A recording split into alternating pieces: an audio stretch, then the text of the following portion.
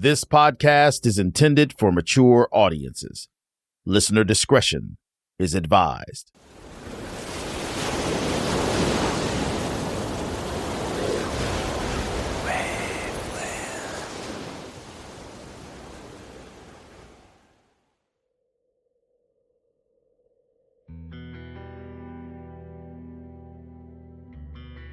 My name is Bob Poulneau, and I was a private investigator. I'm now retired. That day I met with the Wilsons was November the 11th. Justin had been missing since the night of November 1, so I was 11 days into this incident before I knew anything about it. They told me that Justin was not the type child of their one of 7 children they had to go without making contact with them frequently by telephone or in person. The Wilsons were not financially well off, and I thought I could find Justin within a week. He seemed to be very, very popular from what they were telling me. Had a lot of, quote, friends. And I have found young people like that, particularly teenagers who have run away from home, and I would find them at other teenagers' home, hiding out or whatever, for whatever reason. This could have well been another one of those. So I took the case, pro bono. Bob Poulneau decided to take on Justin Gaines' case 16 years ago. He thought that Justin would turn up within a week, and he'd move on to the next case, as it happened many times before with teenagers running away from home. But that was before Bob knew how twisted this case would become, how deep he would have to go to find answers, or how dangerous his investigation could be. The case of Justin Gaines would torment him for nearly 2 decades. To this day, he's never charged Erica or Steven Wilson a penny, all because he made a promise to them to never give up.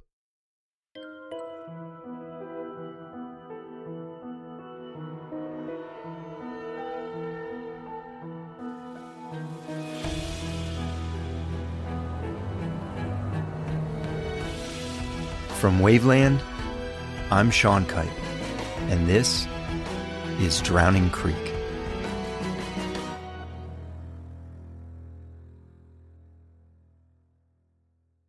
I grew up in Ohio, outside of the Cleveland area.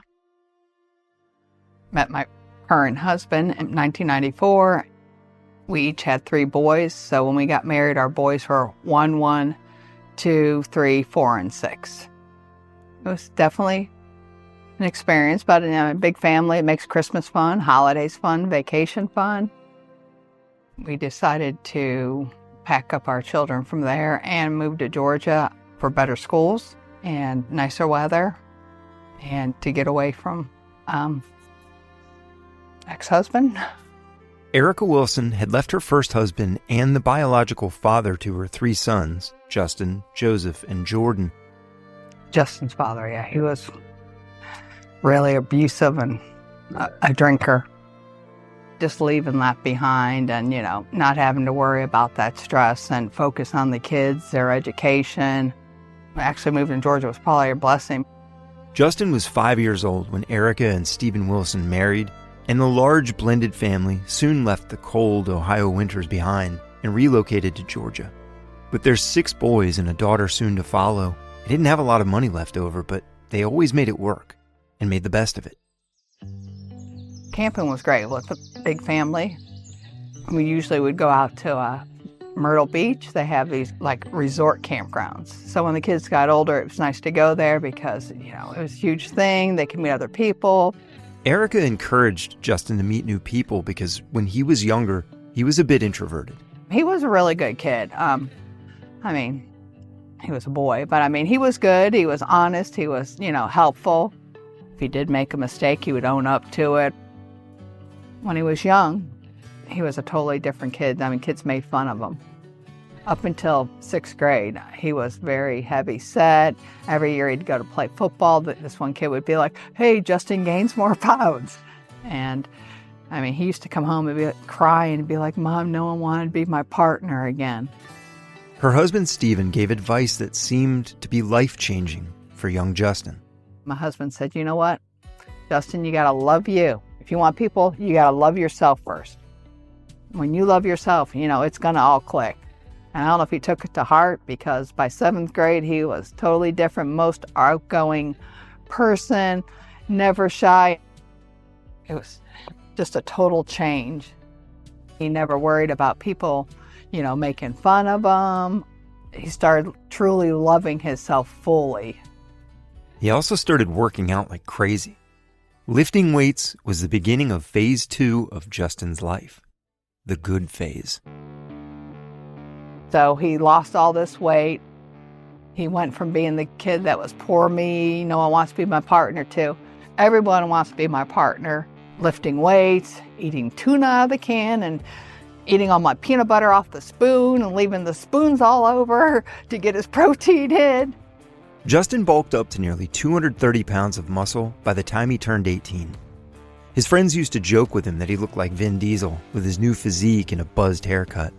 The once portly, introverted kid that got pushed around in middle school hallways was now good-looking, popular, and certainly able to defend himself if needed. As close friend Katie Kuhn tells me, he was well-liked and always fun to be around. He was always the character at the party. Like, he was the guy putting on a show or just being the life of the party. Katie was very close to Justin. They hung out all the time. Justin's friends initially thought he must be with her when they couldn't reach him on the phone after he went missing. I get a call, a 3-way call, asking, have I seen Justin? And I was like, no, what do you mean? And they're like, no, seriously. And they said, well, we've called around to everybody who he might be with, and nobody has seen him. This wasn't like him. And Katie, being so close to Justin and his family, offered to make the dreadful call to his mother, expressing their concern. And I said, well, I will call Erica. I didn't want to put that on them. I said, I'll call her. So I called Erica. And that was an extremely tough phone call to make. I'd say I probably blacked out because I don't remember the actual conversation, but the emotions were so strong, so much crying, so much realization that she has to file a missing persons report for her son. I sat there on the stairs at my grandmother's house, which is where I was at the time, just bawling my eyes out. I couldn't believe that we were having to start this process of having a friend who was missing. Volunteers pulled and poked through debris during day 2 of searching for 18-year-old Justin Gaines. After talking with his family and friends, they learned Gaines had a drinking problem. That's why they believe he may have died of alcohol poisoning. The first day of searching for Justin was, as one would expect, extremely difficult for all involved. Most of the searchers were just out of high school and had never experienced anything like this before. Everyone was filled with a wide range of emotions. We start trying to piece everything together like it's a puzzle, talking to all of our friends. Where is he? What was he doing? Who was he with? Was it foul play? Were we looking for a person that was still alive? Were we looking for a person that wasn't alive? Ugh, that was a terrible day. That feeling of having to walk through the woods in a line of people looking for what could possibly be your deceased friend is a feeling I never want anybody to feel. I've heard similar statements like those that Katie Kuhn shared from pretty much everyone I've talked to so far regarding how Justin was just a good guy who was liked by everyone, the life of the party. They chose to focus only on the good qualities he possessed because that's how they wanted to remember him. But if that's true, then who would want to hurt Justin and why? Could this have been a completely random act of violence? And if so, why was Justin, of all people, targeted? There just has to be more to the story.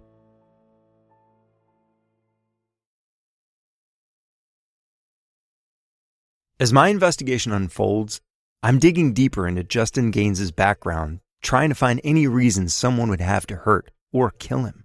I already knew that he was arrested for underage drinking, but that's not connected to his disappearance. That's what investigators told me. I did find something interesting while talking to his close group of high school friends. Here's Katie again.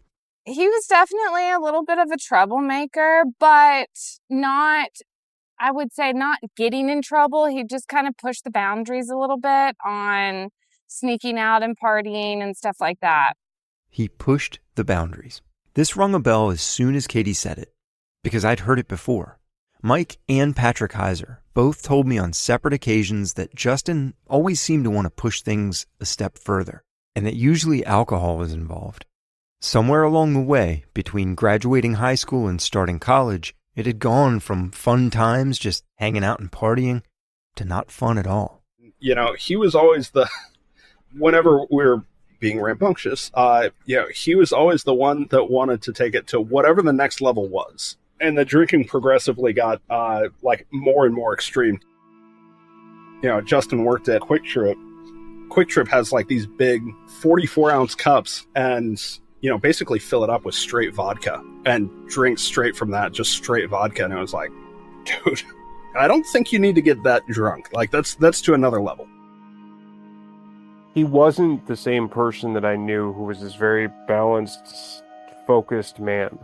But I hadn't seen him like that before to that level. He just didn't feel like Justin. I think he was losing it because he was at a point where he was so independent because he's living out on his own. He's got nobody telling him what to do, what not to do. He was just doing whatever he wanted. Some of Justin's friends had started pulling away from him. Not because they didn't like him anymore, but because around the time he started college, he began to change and was hanging out with new people, some of whom they didn't really care for. I remember just like the feeling. Like I couldn't tell you what any of them looked like or names or anything like that, but I do remember the feeling of there's some people that he was hanging out with that were unsavory characters that didn't have his best interest at heart and was putting him in situations that maybe we didn't care for. And I do remember us like telling him like, hey, we aren't a big fan of these people. But he was just like, I mean, he saw everybody as just a good person. And like, if they're fun to hang out with, then they must be fine, right? And he was all about the fun, whether it was good or bad. Bob Pulneau heard the same thing from several of Justin's friends early in his investigation. They said that he had really changed recently, that his personality had changed, that he had befriended some people that they didn't like, that were into drugs. They didn't run with that crowd, so they would stop associating with, and hadn't stopped associating with Justin, other than just call him on the phone or how you doing. Justin began engaging in vandalism and petty theft, too, as Mike Heiser tells me. Oh, car hopping. Yeah. Yep. I was, there's legitimacy to that story. Car hopping, of course, is walking from car to car and checking the door handle to see if it's unlocked. If it's locked, you move on to the next. If it's not, you see what's worth taking inside and sell it later.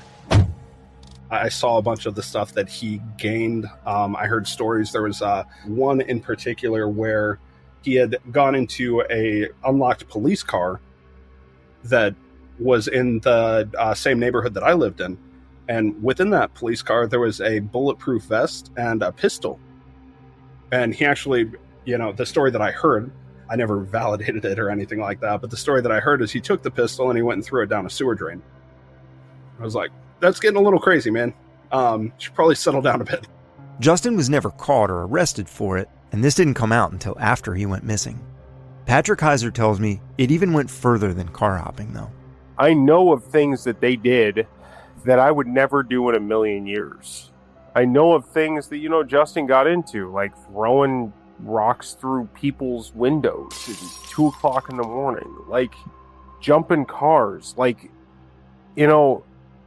those things, the more you get to know it chisels away at your moral foundation. Car hopping suddenly makes that jump, where there's a reality behind that of like, okay, well, I've already broken the law once, nothing's happened, and it was fun, and I need money. That's a huge driver. Like, that makes a lot of sense to me. If he really did want to live up to the life that he wanted to live, if he really wanted to live up to the, like, okay, I have this prestige that I have at school, I have this prestige of how I look, I need money to go along with it. A lot of the information I just shared about Justin was collected over the first couple of months or so after his disappearance.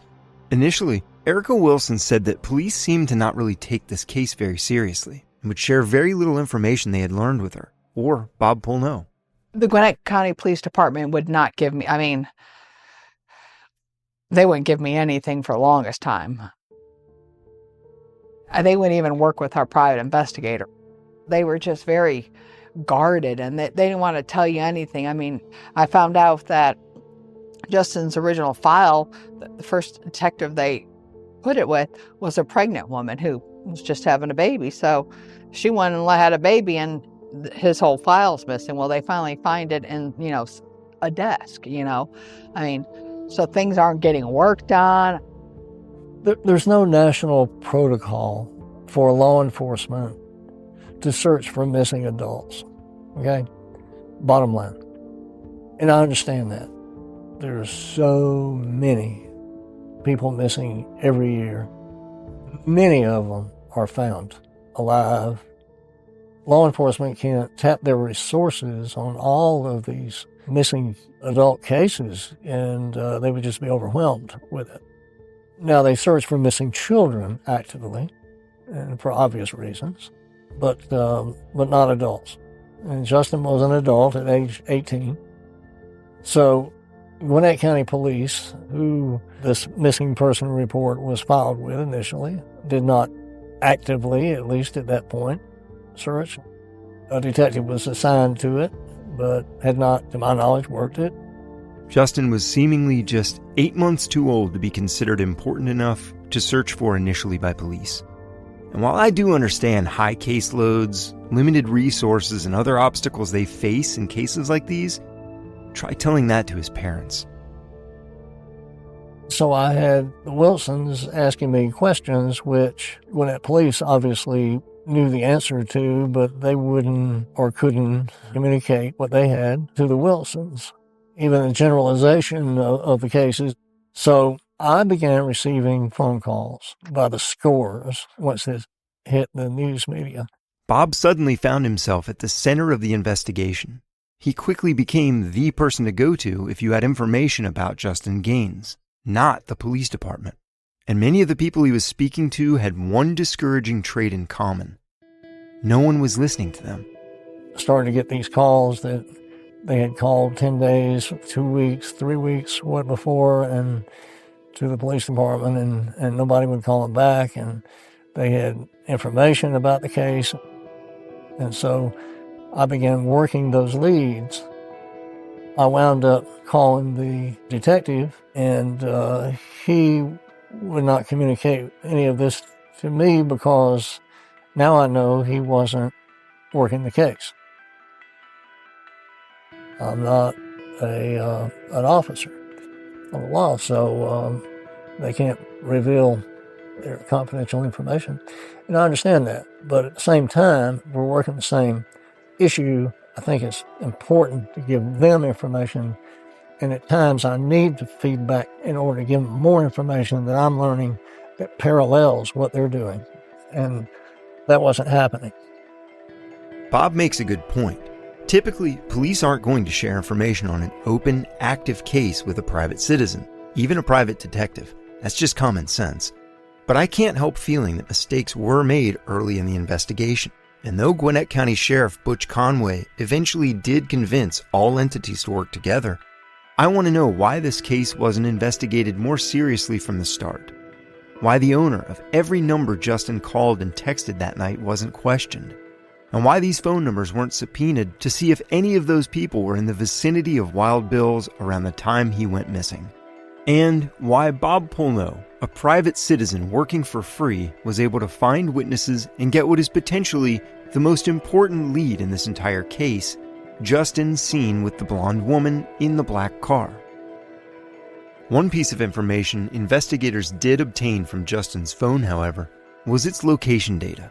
The last location ping from his phone was approximately 4 miles away from Wild Bill's, in the opposite direction of Justin's house.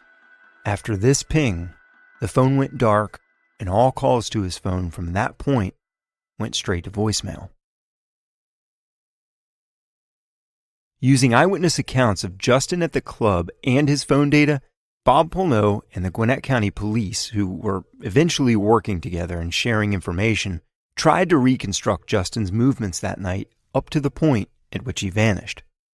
Erica told me that Justin spent about an hour and a half at home before his friend and college roommate Chris and his girlfriend Amanda picked him up to make their way to Wild Bill's. He had grabbed some cash and one of his fake IDs, but left his wallet behind in his old bedroom. They left sometime between 6:30 and 7 p.m. Then the three headed to Quick Trip to get chasers for their vodka. At least, that's what was initially heard from Chris when he was interviewed. But Bob dug deeper into this statement himself and found that it wasn't the case at all. The videotapes that I secured from the management at Quick Trip don't show them going there. And the employee that worked there during that time tells me that they never came in. And he would have known because Justin worked there previously, right? Correct. They knew him, but he didn't come in that day. Justin used to work at that Quick Trip near his parents' house and visited frequently. He knew pretty much everyone that worked there, including the person on the register the night of November 1st. The fact that no one saw Justin, Chris, or Amanda that night, and that they weren't seen on surveillance footage, appears to punch a hole in that part of the story. So why would Chris say that they went there? Were they somehow just not seen by anyone, or is someone lying? Then Chris tells me that they went from there to the pool room, which is a walking distance from Wild Bill's. And they don't have a surveillance camera outside the pool hall. I don't even know if it's still there. But they sat outside in Amanda's sister's car with Chris and Justin in the back seat and drank. A friend of Justin met them over there, and his name is Clint, and drank a little while before they all went to the club. Now, this is the group pre-gaming as I talked about previously. But when Erica told me this, she didn't mention or didn't know about Justin meeting up with a person named Clint, or anyone else for that matter. It feels like something's missing here. Now, we know that Justin didn't get in that club until 20 minutes till midnight. The security camera video shows an earlier time, but it was 1 hour off. 11:30 at night, or 11:40, when he arrives. What happened between 6:30, we'll say, 7 o'clock, okay, and 3 or 4 hours later? What happened in there? What really transpired in the 4+ hours between the time Justin left his parents' house and the time he arrived at Wild Bill's? Did they really drink in the pool hall parking lot for that long? If so, it's unlikely they would have even made it to the club. Or could they have left the pool hall and gone somewhere else before going to Wild Bill's? Investigators learned Justin had an altercation with someone on the dance floor. I also know he was drinking and exited the club around 1 a.m. and started calling for a ride after asking several people inside if they could take him home. Then, he's seen around 2 a.m. by eyewitness James Irving. Irving said Justin was getting into a car with a blonde woman in a black dress. Irving said he spoke to Justin briefly, but didn't actually see them leave. Irving did, however, give a pretty detailed description of his encounter with Justin. He was decidedly credible, because he was also able to give a description of several other occupants in the car, and he knew Justin. Irving also stated he had recognized the blonde woman from inside the club earlier that night. Unfortunately, I'm unable to speak with him because he passed away some time ago. But fortunately, he wasn't the only one who saw the woman in the black dress. To me, one of the most important aspects of this investigation so far is the identity of the blonde woman in the black dress.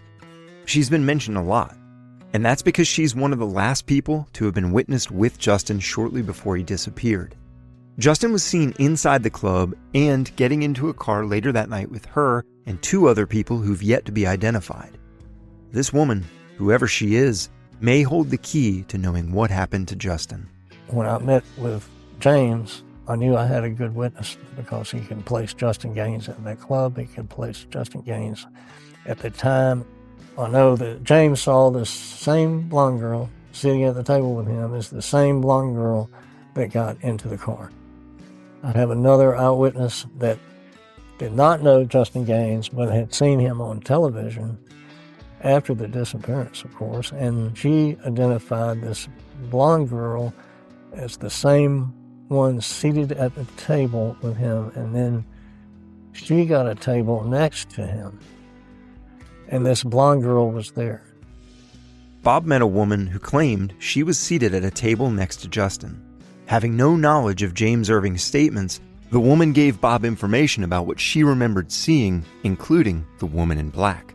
She saw Justin that night seated at a table next to her table with this blonde girl and a black guy, which I think James told me was a black guy there at one point, and that they were with another group of people seated behind their tables. They would interact with another group of people back and forth, sometimes other people coming up and seating themselves at the table with Justin. I managed to track down this woman named Susan and see if she even remembered making these statements at all. The only reason how we started really talking to each other is because he played football at Brookwood High School with my little nephew. Surprisingly, Susan remembered quite a bit about her short encounter with Justin that night.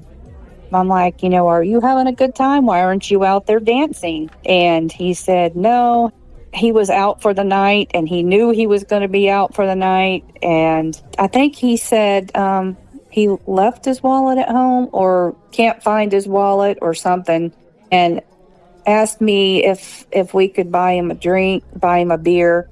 And I said, how old are you? Susan recounted everything she could remember about who was sitting at the table with Justin.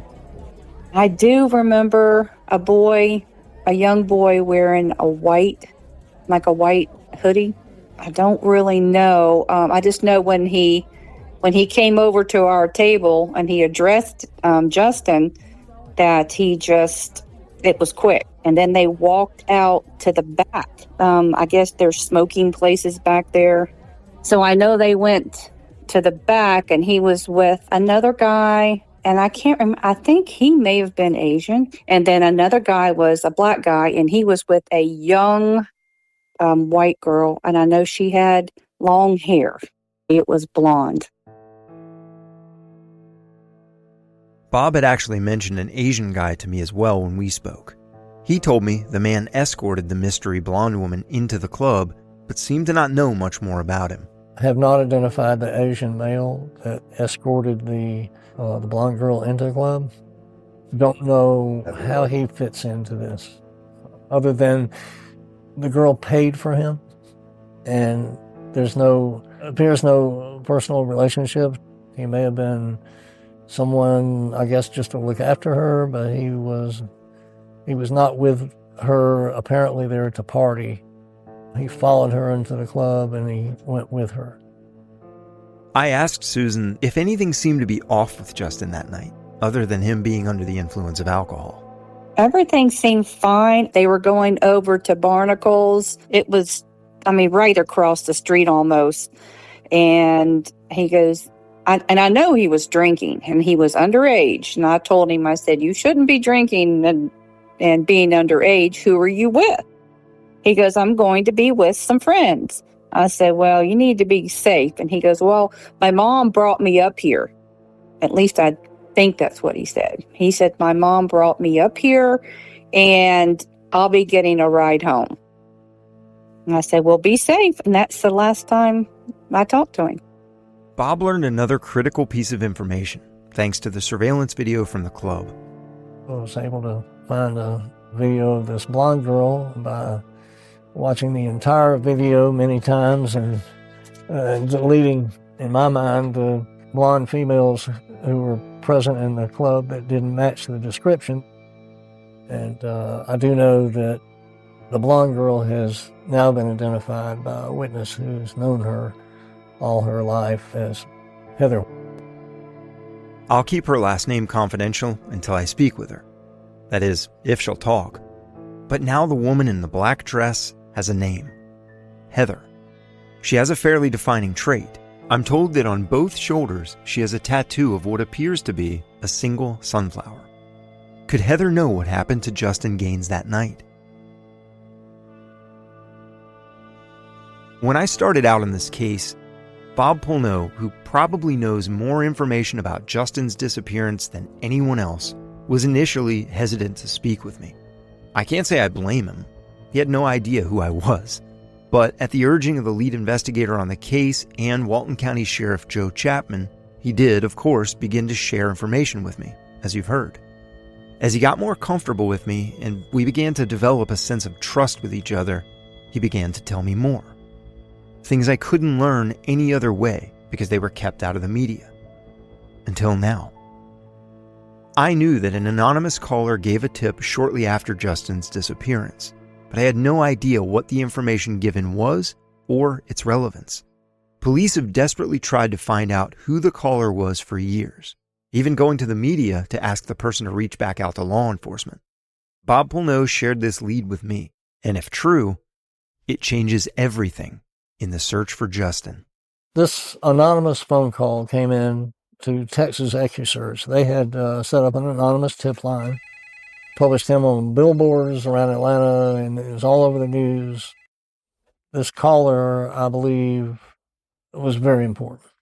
And I tried my best to identify this lady, even allured to her call in what ways that I could and that were permissible by Gwinnett Police at the time to release to the Gwinnett Daily Post newspaper front page. Please come forward. We want to talk with you again. And never did call. What you're about to hear has never been shared publicly before now. Good afternoon, Texas EquuSearch. This is Sheila.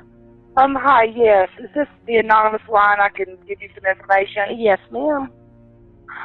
Okay, this is just all I know.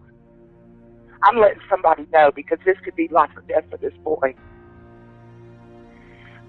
Justin owed a guy named Chino a lot of money. He owed a good bit of different people some money about drugs.